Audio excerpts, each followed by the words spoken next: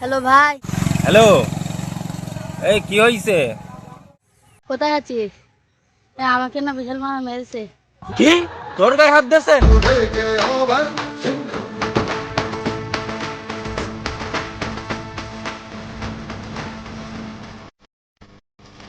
ভাইবো, কতজন আছে ওখানে? এখানে 4-5 জন আছে ভাই। কি 7-8 জন? ভাইবো, তুই খালি মাইরটার খেয়ে আয়, আমি বদরতলায় গিয়ে বেড ঠিক করে রেখে দিচ্ছি তোর জন্য।